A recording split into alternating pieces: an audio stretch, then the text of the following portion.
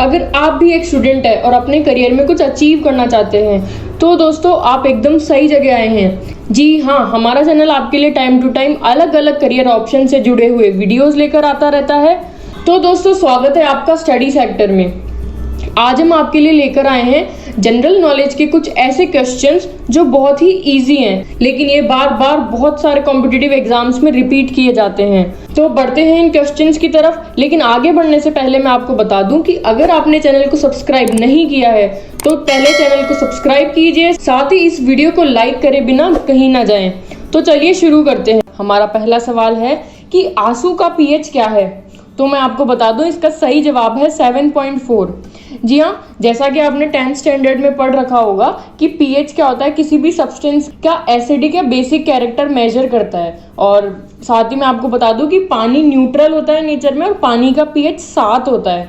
हमारा दूसरा सवाल है कि संविधान बनाने वाला पहला देश कौन सा है। तो मैं आपको बता दूं इसका सही जवाब है अमेरिका। जी हाँ, 17 सितंबर 1787 में संवैधानिक कन्वेंशन फिलाडेल्फिया और 11 राज्यों में सम्मेलनों की पुष्टि के द्वारा संविधान को अपनाया गया था। यह 4 मार्च 1789 को प्रभावी हुआ। बढ़ते हैं अगले सवाल की तरफ कि लक्षद्वीप द्वीप समूह किस सागर में स्थित है। तो इसका सही जवाब है अरब सागर में। अगला सवाल है कि पानीपत की लड़ाई कब लड़ी गई थी। तो इसका जवाब है 21 अप्रैल 1526। जी हाँ, पानीपत का पहला युद्ध 21 अप्रैल 1526 को लड़ा गया था और इसने इस इलाके में मुगल साम्राज्य की नींव रखी। यह उन पहली लड़ाइयों में से एक थी जिसमें बारूद और मैदानी तोपखानों को लड़ाई में शामिल किया गया था।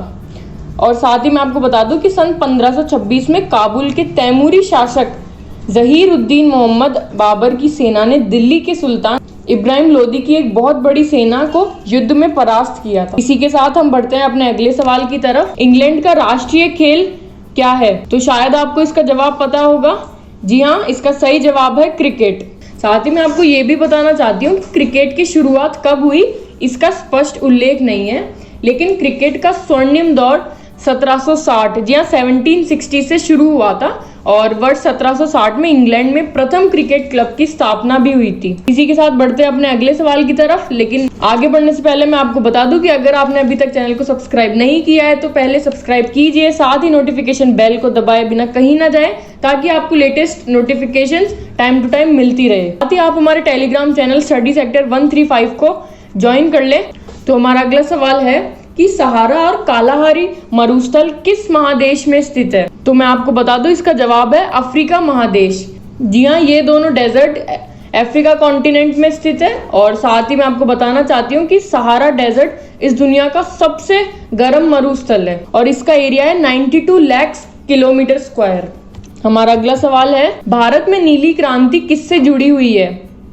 तो शायद आपको इसका जवाब पता होगा। जी हाँ, मछली उत्पादन से। इसी से जुड़ा हुआ है हमारा अगला सवाल कि भारत में नीली क्रांति के जनक के रूप में किसे जाना जाता है।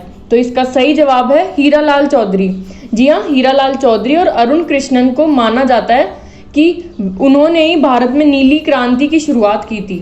नीली क्रांति का संबंध मछली उत्पादन से है और नीली क्रांति 1960 के दशक के मध्य से लेकर आज तक दुनिया भर में जलीय कृषि उद्योग में तीव्र वृद्धि के समय का संदर्भित करती है। हमारा अगला सवाल है कि बौद्ध धर्म ग्रहण करने वाली प्रथम महिला कौन थी। तो दोस्तों मैं आपको बता दूं इसका सही जवाब है गौतमी।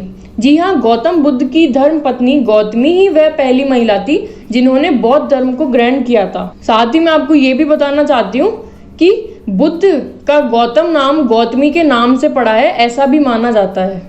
बढ़ते हैं अपने अगले सवाल की तरफ कि बनारस हिंदू विश्वविद्यालय की स्थापना किसने की। तो इसका सही जवाब है मदन मोहन मालवीय। जी हाँ दोस्तों, मैं आपको बता दूं कि काशी हिंदू विश्वविद्यालय, जिसे हम प्राय बनारस हिंदू यूनिवर्सिटी के नाम से जानते थे, इसकी स्थापना 3 लोगों ने मिलकर की थी। जी हाँ, मदन मोहन मालवीय, एनी बेसेंट और सुंदरलाल जी ने।